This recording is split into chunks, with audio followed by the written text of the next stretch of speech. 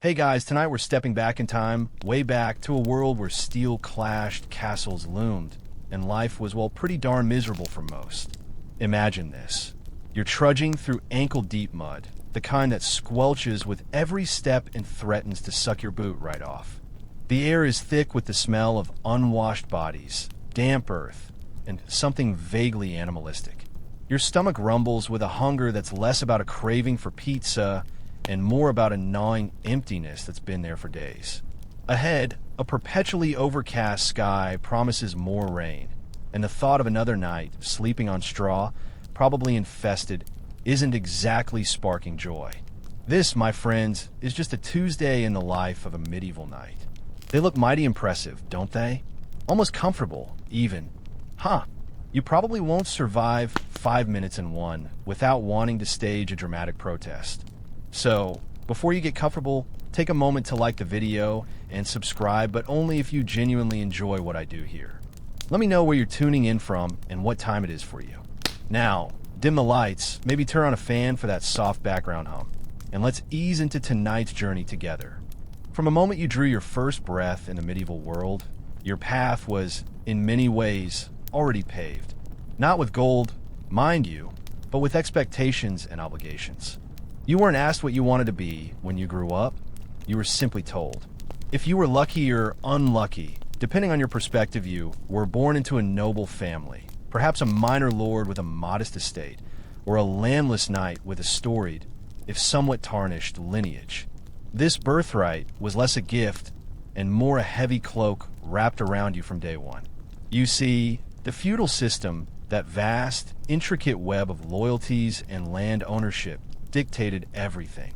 It was less of a social ladder and more of a fixed, immovable structure, like a particularly stubborn stone wall. You were born into your station, and for 99.9% of the population, that's where you stayed. For you, as a budding knight, this meant a childhood unlike anything we could imagine today. Forget playtime with action figures. Your toys were probably miniature wooden swords and shields, and your games were early lessons in combat. Forget school.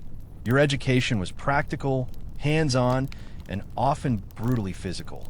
Your parents, if they were truly forward-thinking for the time, might have ensured you learned to read and write, primarily Latin, the language of the church and administration. This was a mainstream historical fact. Literacy, even among the nobility, was surprisingly low, making those who could read and write quite rare. Think of it as an exclusive club, but with less velvet rope and more parchment. But even then, your primary curriculum was the art of war and the etiquette of court. You were being molded, quite literally, into a fighting machine and a loyal servant to your liege lord. This rigorous upbringing wasn't about self-discovery, it was about duty. You were an investment, a future asset, and your personal desires were largely irrelevant. Historians still argue whether this rigid system fostered unparalleled loyalty or simply suppressed individuality to a crippling degree. Was it devotion or just plain fear that kept the gears of the feudal machine grinding? And then there's the quirky tidbit. Some noble families would actually foster their children out to other noble households at a very young age, sometimes as early as 7 or 8. This wasn't because they didn't love their kids. Quite the opposite. It was believed that raising a child away from their doting parents would toughen them up, prevent them from becoming spoiled, and also forge crucial alliances and friendships with other powerful families. Imagine packing your tiny medieval trunk, saying goodbye to your parents, and heading off to live with essentially strangers who would then be responsible for your rigorous physical and martial training. It's like a boarding school, but with more swords and significantly fewer comfy duvets. This early separation, intended to make you resilient, probably also contributed to a certain emotional detachment, making you ready for the brutal realities of a knight's life. You were learning to be tough, unyielding, and utterly dedicated to a cause much larger than yourself. So, you've survived infancy, perhaps even childhood, and now, as a young boy, usually around the tender age of 7, your true apprenticeship begins. You're no longer just a noble's son, you're a page. This wasn't some quaint little role. It was your entry ticket into the grueling, often thankless, world of medieval service. Your new home would be the castle of a powerful lord, perhaps even a king, where you would serve the lady of the household. And let me tell you, it wasn't all jousting and glorious feasts. Your days, from sunup to sundown, were filled with chores. Endless, repetitive, and often quite humiliating chores. You're running errands for the lady, fetching water, carrying messages, and generally being at everyone's beck and call. You're essentially the medieval equivalent of a very young, unpaid intern, but with the added pressure of maintaining noble decorum. Imagine scrubbing chamber pots, carrying heavy ewers of water for baths, which, let's be honest, were probably infrequent and lukewarm at best, and waiting tables during banquets, ensuring your posture was perfect and your movement silent. You learned manners, certainly, but you also learned humility through endless menial tasks. This was a mainstream historical fact. The training of a page was as much about instilling discipline and obedience as it was about teaching any specific skill. It was character building, medieval style, meaning a lot of bending and fetching. As you grew, typically around the age of 14, you'd graduate to the rank of squire. This was where the real physical toil began. Now, you're assigned directly to a knight who becomes your mentor, your taskmaster, and, occasionally, your begrudging friend. Your duties expand significantly, moving from household chores to direct service for your knight. You're polishing his armor, and, let me tell you, that stuff needed constant polishing to prevent rust, a knight's ultimate enemy, second only to a well-aimed axe. You're cleaning his weapons, caring for his horses, which were probably more valuable than most villages, and carrying his shield and lance wherever he went. Think of yourself as a walking, talking equipment caddy, but one who might also have to defend his master's life. You're also getting your own taste of combat training, though not yet with live blades. You're practicing with wooden swords, learning the footwork, the swings, and the blocks. You're jousting against a Quinton, a rotating dummy target. Try not to get knocked off your horse, or worse, humiliated in front of everyone. And you're drilling, endlessly drilling, under the watchful, often critical eye of your knight. This was less about fun and games, and more about developing the muscle memory that would keep you alive on the battlefield. You're also learning basic horsemanship, not just how to ride, but how to fight from the saddle, which is a whole different beast. Imagine trying to precisely swing a heavy sword while your mount is galloping and potentially bucking. It's like trying to knit a sweater on a roller coaster. Now, for a quirky tidbit, squires were also expected to learn how to dress their knight. This wasn't just about handing over a tunic. It was an intricate process of helping him into his heavy, multi-layered armor, piece by laborious piece. It required strength, precision, and an intimate knowledge of every strap and buckle. A poorly dressed knight could be a dead knight.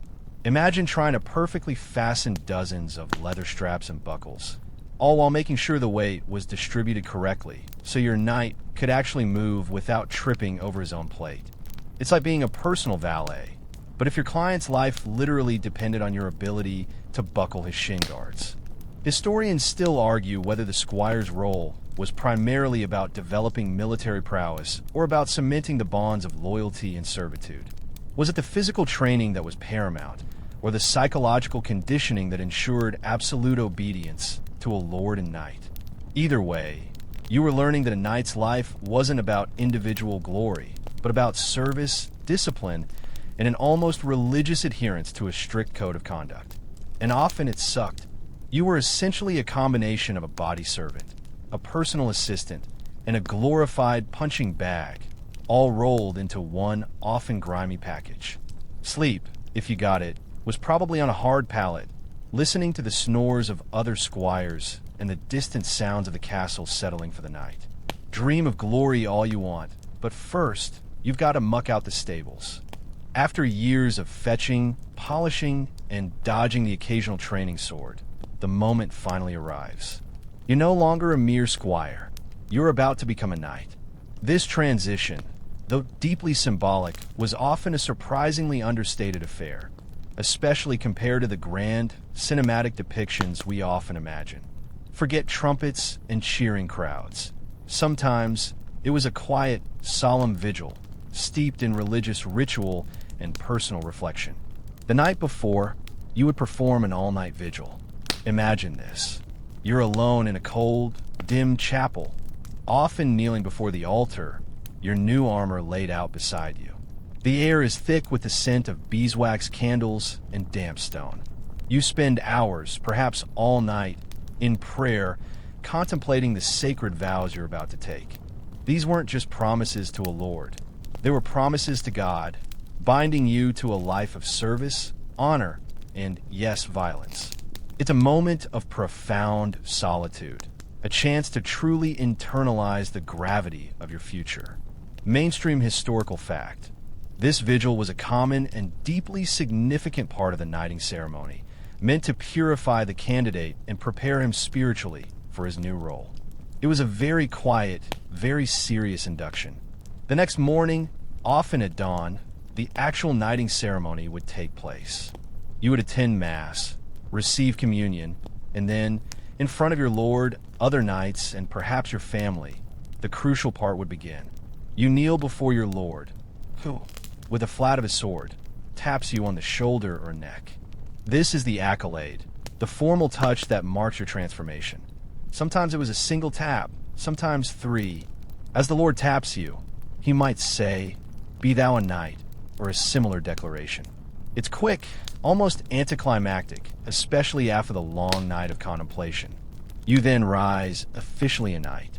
You might be girded with your new sword, a symbol of your authority and readiness for battle. You're now part of an exclusive, albeit dangerous, club. Your life is no longer just your own. It belongs to your Lord, your God, and the ideals of chivalry, however loosely those ideals were often interpreted. A quirky tidbit about this ceremony. The very word dubbing, as in being dubbed a knight, comes from the old French aduber, which literally meant to strike or tap. It wasn't always a gentle tap, either. Sometimes it was a pretty firm whack, a final test of your resolve, and perhaps a reminder that life as a knight would involve a lot of blows. Imagine getting a solid thwack on the neck as your welcome into the Brotherhood. Definitely wakes you up. After the ceremony, there might be a celebratory feast, perhaps even a tournament if the Lord was feeling particularly generous and wealthy. But don't imagine a lavish banquet every time. Often, it was a more modest affair, a quiet acknowledgement of your new status. The real celebration was the recognition of your new role and the responsibilities that came with it.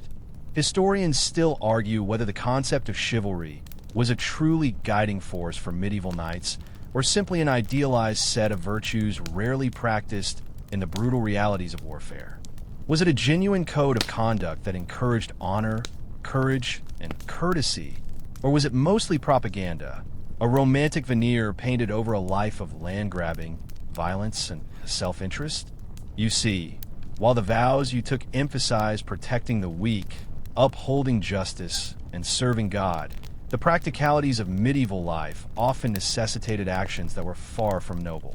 Raiding a neighboring village for supplies, taking prisoners for ransom, or burning down an opponent's fields, these were all part of the job description, and they didn't always align with the courteous and honorable image. So you stand there, perhaps a little dazed, with the weight of expectation settling on your shoulders. You're a knight. Congratulations. Now, about that armor, you're going to be spending a lot of time in it. So you might as well get used to the idea of being a walking, clanking tin can. Now that you've been dubbed, your first truly intimate relationship will be with your armor. Forget grand romances. This is a union of man and metal, and it's often a deeply uncomfortable one. When you picture a medieval knight, you probably conjure an image of gleaming plate armor, a shining paragon of strength. The reality, however, was far less glamorous and significantly more restrictive. Let's start with the basics. Full plate armor, the kind most people imagine, didn't really become common until the late Middle Ages, closer to the 14th and 15th centuries. Before that, especially in the earlier periods, you'd be wearing mail armor, also known as chainmail. This was a sophisticated garment made of thousands of interlocking metal rings, meticulously riveted together. A mainstream historical fact: a good hauberk, a shirt of mail, could contain upwards of 20,000 to 50,000 individual rings, each one hammered flat and riveted by hand. Imagine the sheer labor involved in making one of those. It was the ultimate medieval textile industry, but with more blacksmithing and less sheep. So, you're putting on your mail. First, you'd likely wear a padded garment called a gambeson or an arming doublet underneath. This wasn't for style points. It was crucial for cushioning the blows and preventing the mail from chafing your skin raw. Without it, the weight and constant rubbing of the mail would quickly become unbearable, giving you medieval-era rashes that no amount of fancy balm could fix. Then comes the mail shirt, which could weigh anywhere from 20 to 50 pounds, depending on its quality and coverage. You're shrugging into it, feeling the cold metal settle around you, the weight immediately noticeable. It's like wearing a heavy, clanking blanket, but one that actively tries to dig into your shoulders. Then you add the mail coif, hood, and perhaps mail leggings. Each piece adds to the cumulative weight. While mail offered excellent protection against slashes, it was less effective against crushing blows from maces or axes, which could still break bones and cause internal injuries without piercing the rings. You might also add small plates over vital areas for extra protection, creating a hybrid of mail and early plate. As plate armor evolved, the weight didn't necessarily decrease, but the distribution improved, offering better protection. Imagine putting on your plate. First the padded undergarments, then perhaps a mail shirt for flexibility, and then the various pieces of plate. Pauldrons for your shoulders, vambraces for your forearms, gauntlets for your hands, cuirass for your torso, cuisses for your thighs, and greaves for your shins. Each piece carefully articulated, strapped, and buckled into place. A full suit of late medieval plate armor could weigh anywhere from 40 to 60 pounds, sometimes even more for specialized tournament armor. Now, for a quirky tidbit, while heavy, good plate armor was surprisingly flexible. A well-made suit allowed for a decent range of motion, letting you run, jump, and even roll on the ground, though getting up was another matter, like a turtle on its back. However, the psychological effect of being encased in so much metal was profound. It restricted your vision, muffled sounds, and significantly increased your body temperature. You're essentially in your own personal, sweaty oven, especially under the sun or during prolonged exertion. Imagine trying to fight for hours while essentially experiencing a full-body hot flash. And here's where it really sucked: mobility. While modern reenactors can do somersaults in replica plate, the reality for a medieval knight was different. You're carrying this weight, potentially on uneven terrain, for hours on end. Every step is an effort. Every swing of a weapon is a concentrated act of will against the resistance of your own protective shell. If you fell off your horse, getting back up unassisted was a major challenge, especially if you were injured or exhausted.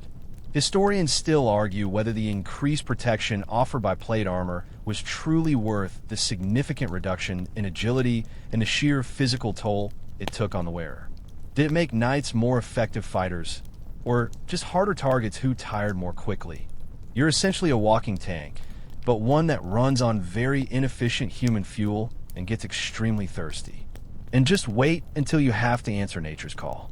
That's a whole other comedy of errors. So, you're encased in your metal shell, perhaps still sweating from the effort of getting it on, and now it's time to arm yourself. When we think of medieval knights, we often picture gleaming, razor-sharp swords, perfectly balanced and ready for heroic duels. The reality of medieval weaponry, however, was a bit more rustic and often much less efficient than you might assume. Your weapons were tools, brutal and effective in their own way, but hardly the elegant instruments of fantasy. Let's start with the sword. This was, without a doubt, the most iconic weapon of a knight, a symbol of your status and your profession. Mainstream historical fact: medieval swords, especially those designed for armored combat, were often surprisingly heavy, with a significant amount of their weight concentrated towards the hilt for balance. They weren't always sharpened to a razor's edge along their entire length. Many were designed for percussion, that is, to deliver powerful blunt force, to bruise and break bones through mail, or to find the gaps in plate armor. Think less slicing and more smashing. Some swords were even designed with blunted edges near the hilt to allow the knight to grip the blade itself, a technique called half-swording, for more precise thrusts into armor joints. Imagine trying to stab someone through a tiny gap in their elbow armor while a battle rages around you. It's like trying to thread a needle in a mosh pit. Then there was the lance. This was your primary weapon for the initial charge on horseback, a long, heavy wooden pole, often tipped with a sharp metal point. It was designed for a single, devastating impact, hopefully unhorsing or impaling your opponent. The challenge? Keeping it steady while galloping at full speed, aiming for a moving target, and absorbing the shock of impact. If you missed, or if it broke, which it often did, you were left with a very large, unwieldy stick. It was the medieval equivalent of a single-use rocket launcher. But medieval combat wasn't just about the glamorous sword and lance. You also had a variety of less chivalrous, but highly effective weapons for close-quarters fighting. The axe, for instance, could deliver bone-shattering blows that even plate armor struggled to withstand. The mace or war hammer, with their blunt, heavy heads, were designed specifically to dent, deform, and crush armor, turning your opponent into a human-shaped tin can. These were the weapons of brute force, and they didn't discriminate between noble and commoner. Here's a quirky tidbit.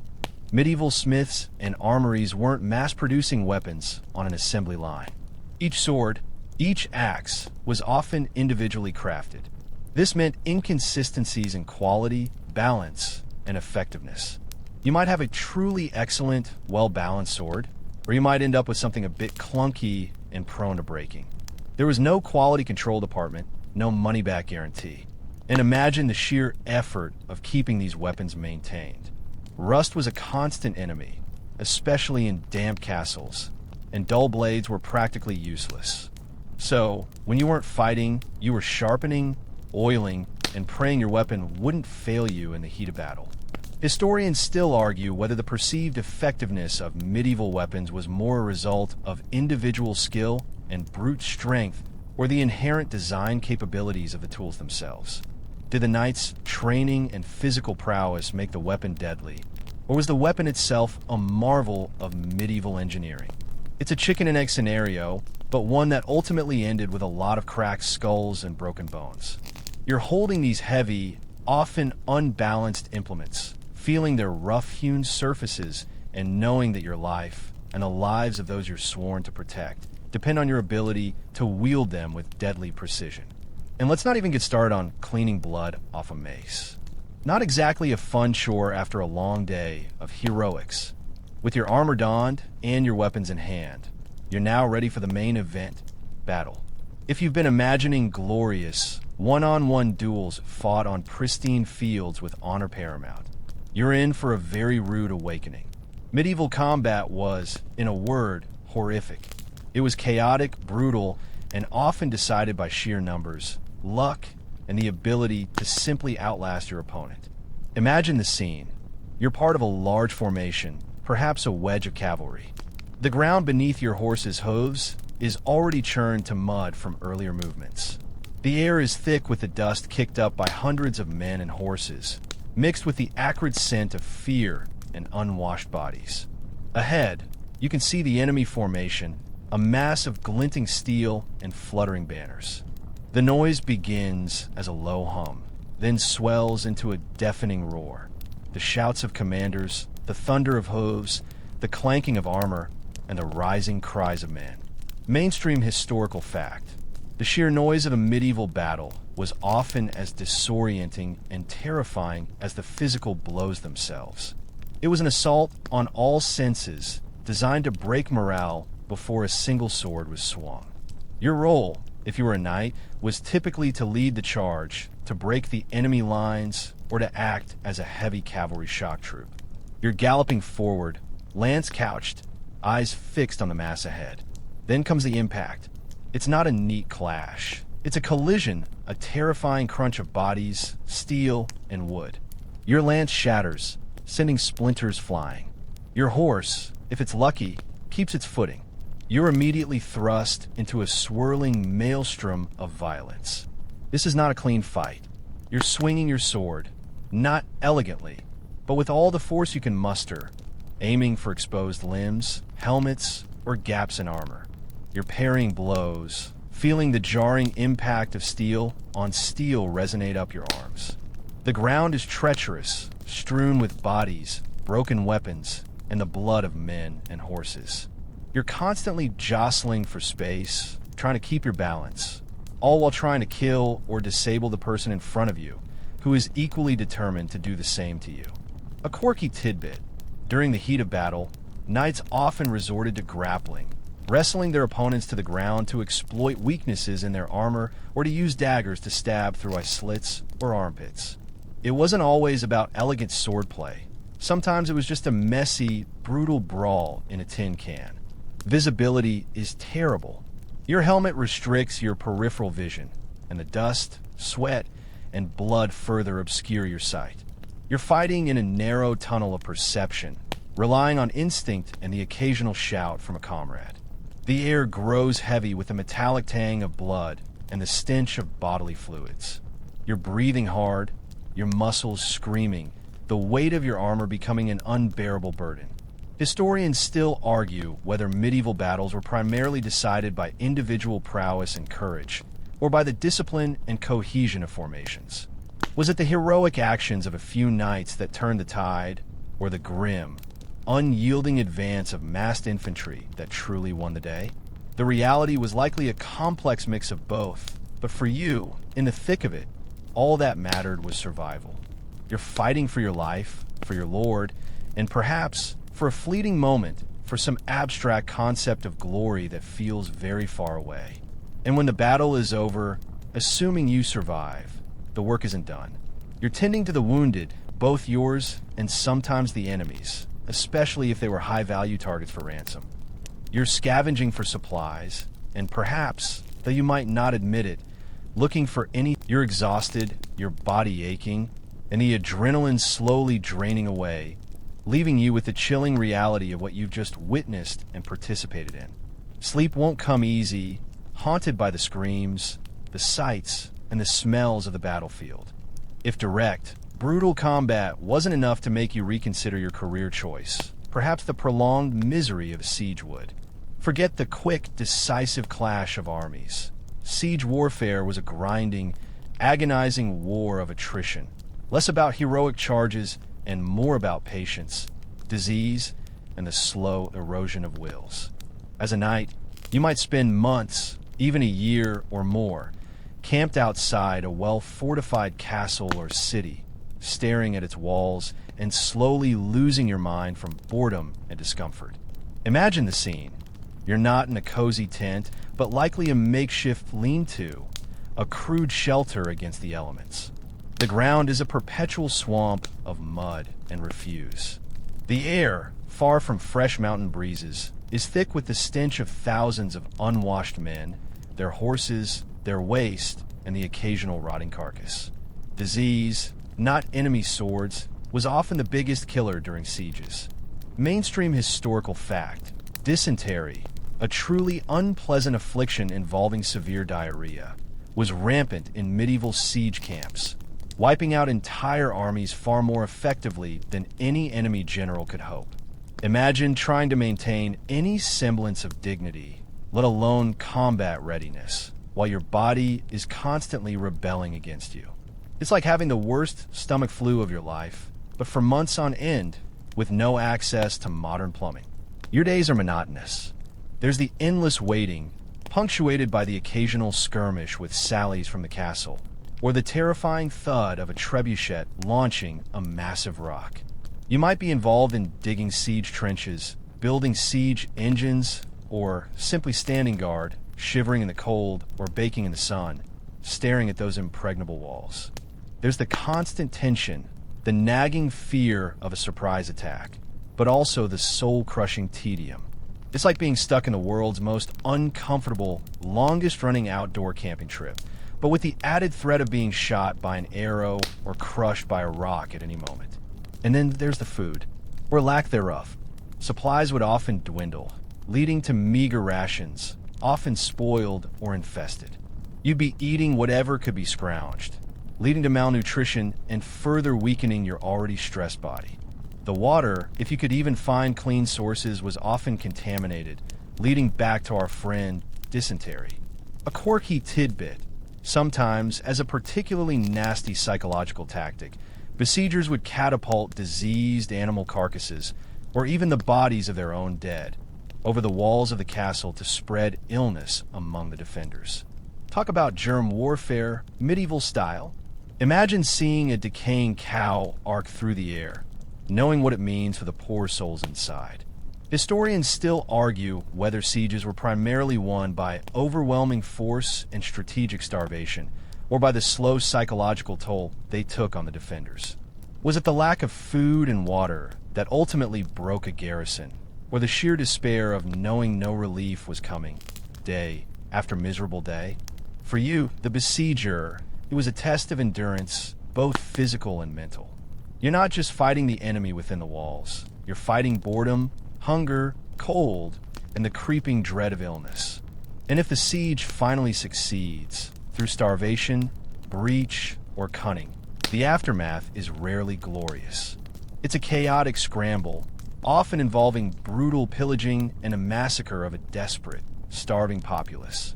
Any noble ideals of chivalry often evaporated in the face of weeks or months of deprivation and pent-up frustration. You're left with the grim satisfaction of victory, but also the lingering stench of death and the hollow ache of exhaustion. You might have technically won, but it feels more like you've just survived another slow, agonizing torture session. And now, you have to pack up and probably march for days to the next miserable assignment. So, you've survived battles and sieges, but the life of a medieval knight wasn't just about swinging swords and dodging arrows. Much of your existence revolved around a complex, invisible web of allegiances and obligations known as the feudal system. This wasn't some optional extra. It was the very bedrock of medieval society, dictating your status, your wealth or lack thereof, and your entire relationship with the world. As a knight, you were almost certainly a vassal to a more powerful lord, who in turn was a vassal to someone even more powerful, all the way up to the king. This relationship was based on the granting of fiefs, typically land in exchange for military service and loyalty. Mainstream historical fact: the core of the feudal contract was this exchange: land for service. Your lord granted you control over a piece of land, its peasants, and its resources, and in return, you swore an oath of fealty, promising to fight for him, provide him with troops, and offer counsel when needed. It sounds straightforward, right? It rarely was. Imagine this. Your fief might be a small manor, a village, or just a few scattered acres. It's your responsibility to manage it, collect rents, often in kind, like grain or livestock, and ensure its productivity. You're not just a warrior. You're also a land administrator, a judge for petty disputes among your peasants, and a de facto tax collector.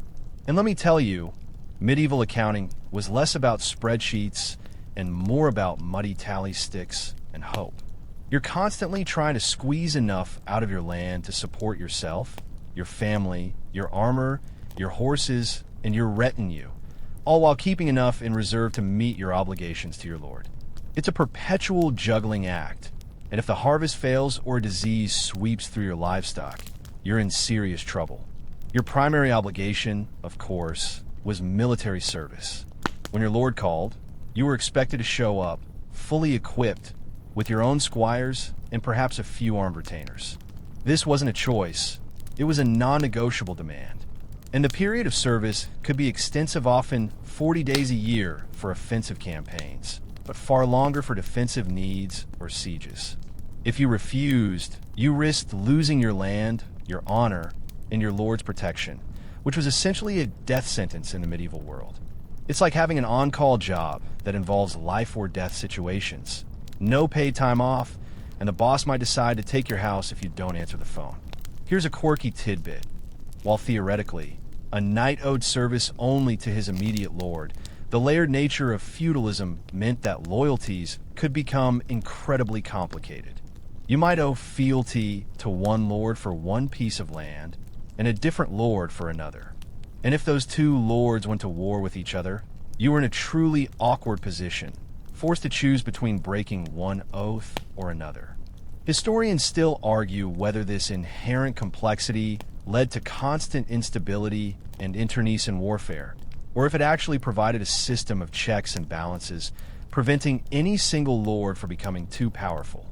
Imagine trying to explain your current employment contracts if you had multiple bosses, each with conflicting demands, and one of them literally had the power of life and death over you. And it wasn't just military service. You also owed your lord counsel, meaning you might be called to his court to offer advice or participate in his justice system.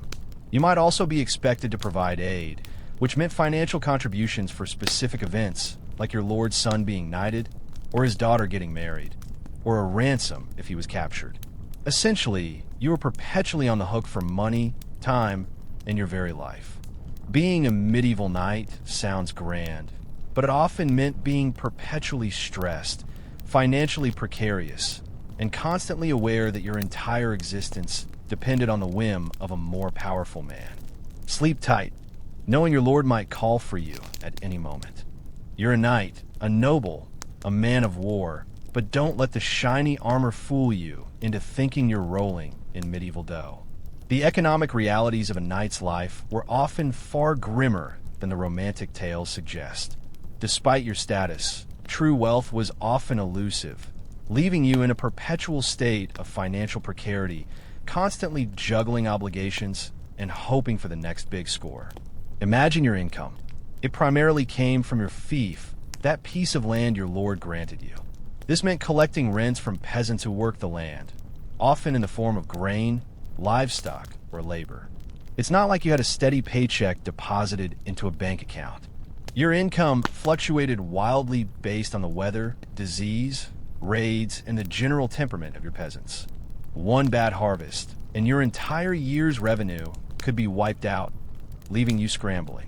Mainstream historical fact: the medieval economy was overwhelmingly agrarian, meaning wealth was directly tied to the land and its productivity, making everyone, even nobles, vulnerable to the whims of nature.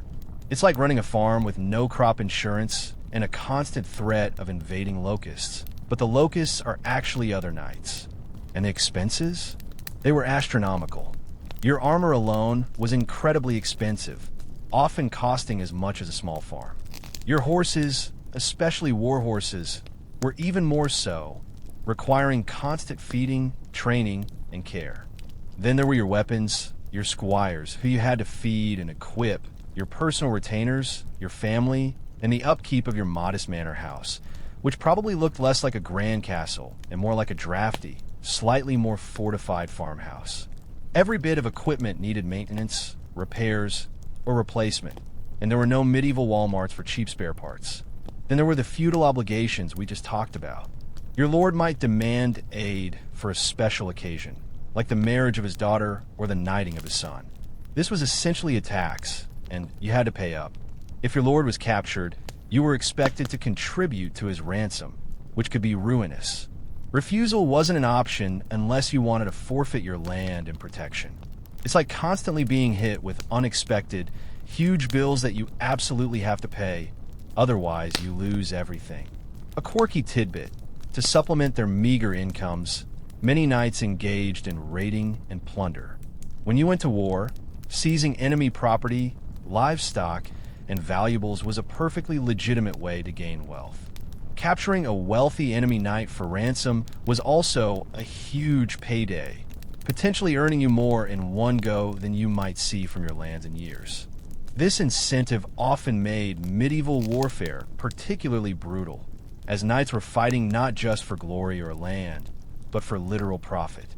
Imagine going to battle, not just for your country, but also with the hope of finding a valuable wristwatch on a downed enemy. It adds a whole new layer of motivation. Historians still argue whether the constant financial strain on knights contributed more to their eagerness for war and plunder, or to the gradual decline of the feudal system itself as cash economies became more prevalent. Did the need for money drive the violence? Or was the violence an inherent part of the system regardless of economic pressures? Either way, for you, It meant a life of perpetual financial anxiety. You were always teetering on the edge, always looking for that next opportunity to fill your coffers, even if it meant shedding blood. So, while you might have the fancy title and the impressive gear, don't expect to be living in luxury. You're more likely worried about how you're going to afford new horseshoes for your steed than what vintage of wine to serve at dinner. Even if you somehow manage to survive the constant threat of enemy blades and the crushing weight of your financial woes, there was an even more insidious enemy lurking in the medieval world: disease and injury. Forget heroic deaths on the battlefield. Most knights probably succumbed to something far less glamorous, far more painful, and utterly unavoidable. Your life expectancy, even with your noble status, was depressingly short, and every day was a gamble against invisible foes. Imagine a simple cut, perhaps from a sparring accident, or even just a rusty buckle on your armor. In our modern world, a quick antiseptic wipe and a bandage, and you're good to go. In the medieval world, that small cut could quickly become infected, leading to a swollen, pus-filled wound, fever, chills, and eventually, if left untreated or treated poorly, sepsis and death. Mainstream historical fact: without knowledge of germ theory or effective antibiotics, even minor injuries were often fatal. A common cold could turn into pneumonia, a scratch could lead to a limb being amputated, and a broken bone could leave you permanently crippled if it didn't heal correctly, which it often didn't. Then there were the truly horrifying injuries of battle. A sword blow could hack through muscle and bone. A mace could shatter your skull, even through a helmet, and an arrow could pierce vital organs. And the treatment? It was, to put it mildly, primitive. Doctors, if you could even find one, often relied on practices like bloodletting, believing that removing bad humors from the body would cure illness. They might cauterize wounds with hot irons, a truly agonizing process, or amputate limbs with crude, unsterilized tools. Pain relief was minimal to non-existent, perhaps a strong brew of herbs if you were lucky, or just a bite on a leather strap. Imagine having a limb removed with only a few swigs of ale to dull the agony. It's enough to make you wince just thinking about it. A quirky tidbit about medieval medicine. One common belief was that certain illnesses were caused by an imbalance of the four humors: blood, phlegm, yellow bile, and black bile. This led to some truly bizarre cures, like applying poultices made of pigeon dung to wounds, or ingesting ground-up mummified remains. Yes, you heard that right. Some people believed powdered Egyptian mummies had medicinal properties. Historians still argue whether some of these seemingly absurd remedies had any accidental positive effects, perhaps due to natural antiseptics and certain herbs, or if they were largely ineffective placebos, or worse, actively harmful. You're essentially putting your life in the hands of someone who might literally prescribe you a spoonful of dirt and some incantations. Beyond injuries, infectious diseases were a constant scourge. The plague, smallpox, measles, influenza, these swept through populations with terrifying regularity, carrying off young and old, rich and poor alike. Sanitation was rudimentary at best, and basic hygiene practices were largely unknown. Castles, while formidable on the outside, were often breeding grounds for rats, fleas, and disease. Open sewers, shared living spaces, and a general lack of understanding about how illness spread meant you were constantly exposed to pathogens. It's like living in a perpetual petri dish, hoping you don't grow anything too nasty. So, while you might dream of dying gloriously on the battlefield, the far more likely scenario was a slow, painful demise from an infected wound, a fever, or a common cold that simply wouldn't quit. Every ache, every cough, every cut was a potential death sentence, making a knight's existence a constant, quiet battle against his own fragile mortality. Sweet dreams. Try not to think about the medieval dentist. So, you're constantly battling external threats and internal ailments. But there's another, more subtle challenge to being a medieval knight: social isolation. Despite being part of the elite, your noble status often confined you to a surprisingly insular world, making true connection and understanding with those outside your immediate circle a rarity. Imagine your daily life. You live within the thick stone walls of a castle or a fortified manor house. This isn't just a home. It's a self-contained ecosystem, a small world unto itself. Your interactions are primarily with your immediate family, your squires, your personal retainers, and the few other knights and noble women who might reside there or visit. Mainstream historical fact: castles were not just defensive structures. They were the centers of medieval life for the nobility, hubs of administration, justice, and social interaction, but only for a very select group. It's like living in a very exclusive, very drafty gated community, where the gate is a drawbridge and the neighbors might try to siege you. Your contact with the vast majority of the population of peasants, the artisans, the merchants was strictly transactional and dictated by the rigid class system. You saw them as providers of labor and goods, not as equals. Their lives, their struggles, their joys were largely foreign to you, and your life was equally inscrutable to them. There was a huge chasm of understanding perpetuated by custom, education, and mutual suspicion. Imagine trying to explain your aristocratic woes to a peasant who's worried about starvation. It simply wouldn't compute. This class divide wasn't just about wealth, it was about worldview. You were trained in warfare and courtly etiquette. They were trained in agriculture and manual labor. Your language might even have differed slightly, with the nobility often speaking Norman French after the conquest, while the commoners stuck to Old English. This created a linguistic as well as a social barrier.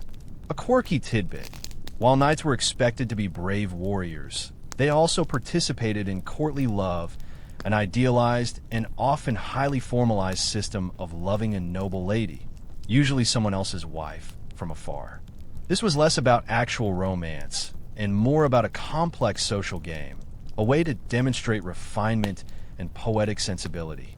But even this was highly structured, almost like a theatrical performance, rather than genuine emotional intimacy. It's like engaging in a very elaborate public flirtation, but where no one actually expects you to run off together because, well, social structures. This stylized interaction further highlighted the limited avenues for genuine emotional connection, even within your own class. Historians still argue whether this social stratification provided necessary order and stability for medieval society, or whether it ultimately stifled innovation and perpetuated inequality. Did the rigid class system prevent chaos, or did it merely make life miserable for most and profoundly isolating for the few at the top?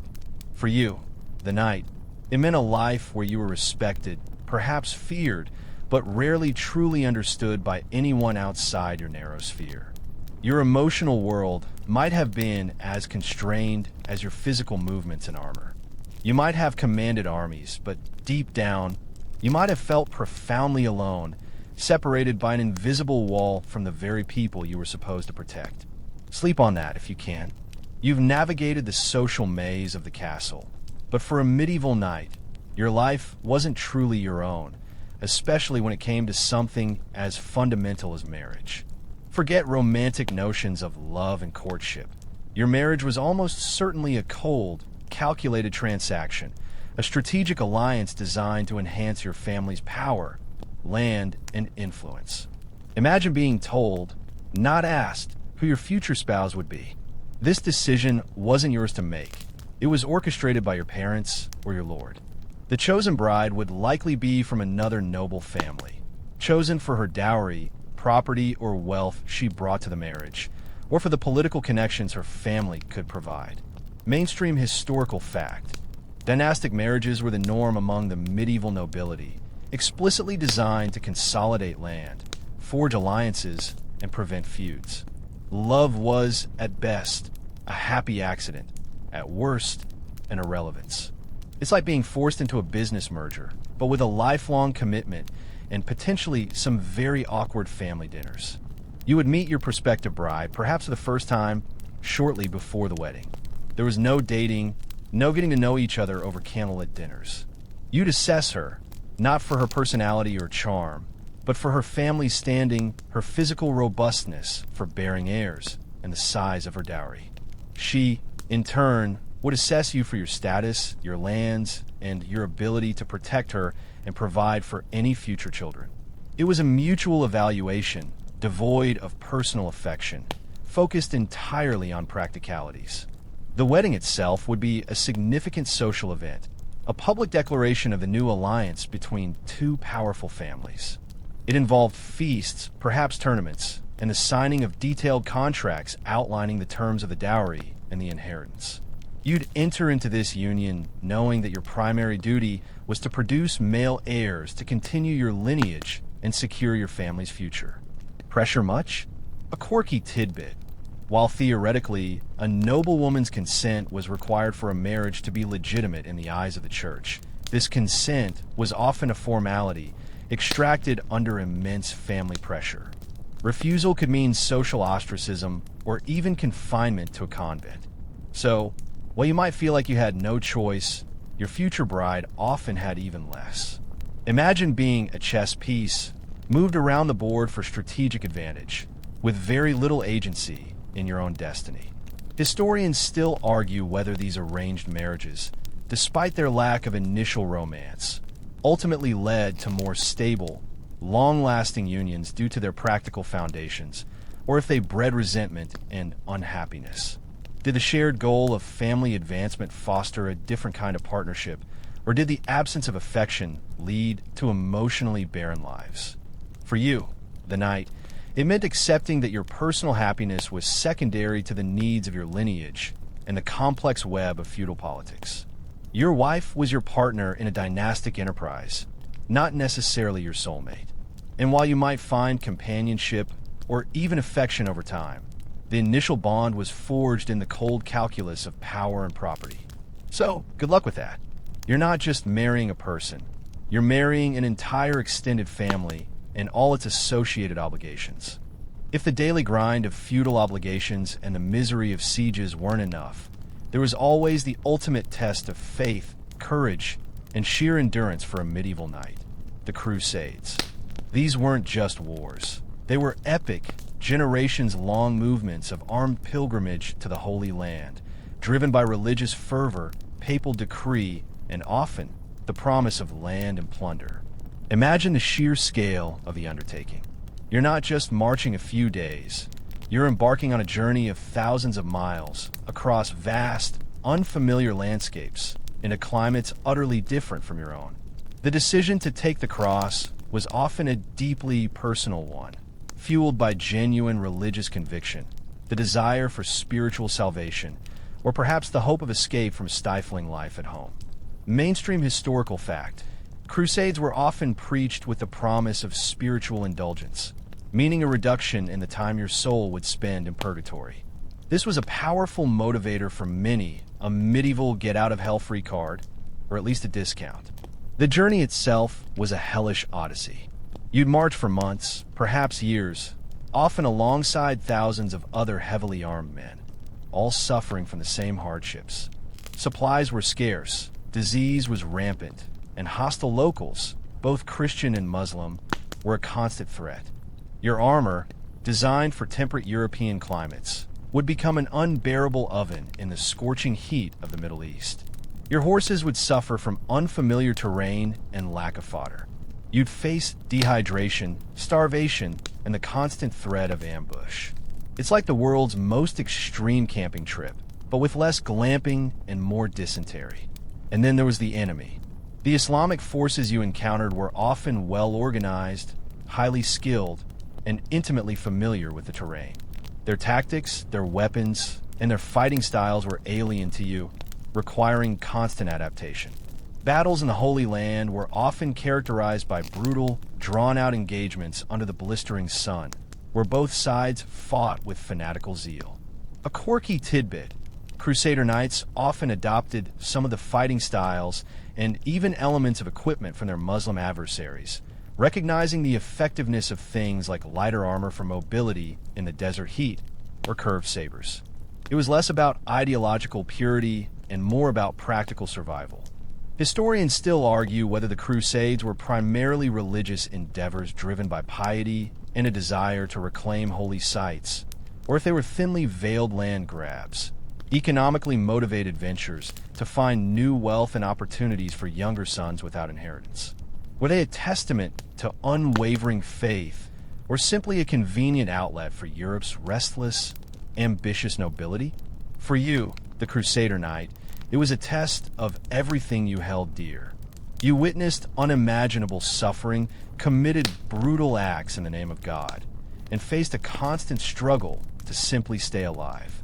If you survived the journey and the battles, you might find yourself part of a crusader state, a precarious outpost of European culture in a hostile land. You'd be constantly on guard, forever aware of the vast Muslim population surrounding you, forever a stranger in a strange land. And if you ever made it home, you would return a changed man, haunted by what you had seen and done, perhaps lauded as a hero, but probably also suffering from what we would now call PTSD. The Crusades were touted as a path to glory and salvation, but for many, they were simply a path to an early, miserable grave thousands of miles from home. So, you've survived the brutal Crusades, or perhaps you wisely stayed home and dodged that particular bullet. But even if you avoid the perils of distant holy wars, the question remains, what happens when your fighting days are over? For a medieval knight, the concept of retirement was less about golden parachutes and comfortable pensions, and more about fading into obscurity, financial struggles, and often an ignominious end. Imagine you're aging. Your body, once honed by years of training and battle, is now racked with old injuries, chronic pain from those numerous broken bones and infected wounds, and the inevitable aches of a life lived hard. Your reflexes are slower, your strength diminished. You can no longer wear your heavy armor for prolonged periods, and the thought of another charge on horseback fills you with dread, not exhilaration. Mainstream historical fact: the average life expectancy in the Middle Ages was considerably lower than today, and even for nobles, reaching old age meant living with significant physical ailments and a constant struggle against the limitations of a body worn out by its profession. You're essentially a retired athlete from a very brutal sport, but without the endorsement deals. What are your options? If you were incredibly fortunate, you might have a secure estate that could provide for you in your declining years. This meant you were a landed knight, with peasants working your fields and generating enough income to support your household. You might pass on your duties to your eldest son if you had one who survived and was capable, and enjoy a quieter life managing your lands. But even then, you'd still be bound by feudal obligations, offering counsel to your lord and perhaps providing financial aid. You wouldn't truly be retired in the modern sense. You'd just have a less physically demanding version of your previous responsibilities. However, many knights weren't so lucky. If you were a younger son without an inheritance, or a knight whose lands had been lost through battle, forfeiture, or bad management, your prospects were grim.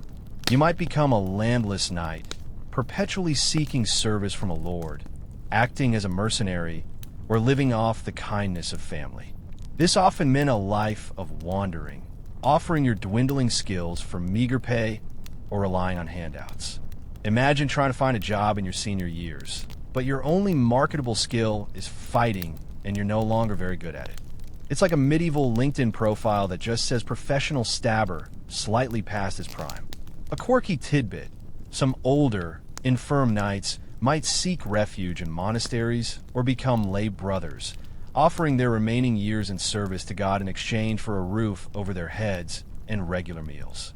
This was often less a spiritual calling and more a practical solution for survival, a medieval nursing home with more prayers and less pudding. Imagine trading your sword for a monastic habit, your battles for silent contemplation, and your ale for watered-down wine. It's a stark contrast to the life you once led. Historians still argue whether the lack of a formal retirement system for knights contributed to increased social instability, as older, less effective warriors might cling to power or become brigands, or if the feudal system's emphasis on family and lordly obligation provided an informal safety net, however threadbare.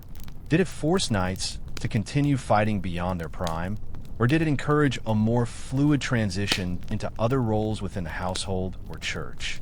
For you, the aging knight, it meant a constant awareness of your own decline, a fear of becoming a burden, and a desperate hope that your legacy, whatever it might be, would be enough to secure your final years. There were no 401ks in the Middle Ages, just the grim reality of fading strength and the hope that you'd earned enough goodwill or land to keep you from destitution. So you've battled, endured, and perhaps even survived into old age. But after a lifetime of hardship, what about your legacy? When we look back, we see the grand narratives of kings and queens, epic battles, and magnificent cathedrals. The individual knight, however, often faced the harsh reality that his aspirations for lasting fame were frequently swallowed by the sands of time. Imagine striving your entire life for glory, for a name whispered in future halls, only to realize that most knights, even brave ones, simply faded into obscurity. Your deeds, unless truly exceptional or tied to a major historical event, were rarely recorded beyond local chronicles or family genealogies, which themselves were often lost to time, fire, or neglect. Mainstream historical fact: the vast majority of medieval individuals, including many knights, left very little trace in the historical record.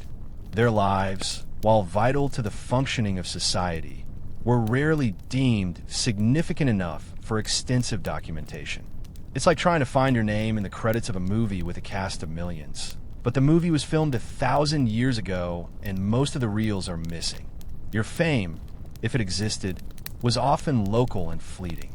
Perhaps you were known in your immediate region for your prowess in tournaments, or for a particularly valiant stand in a skirmish.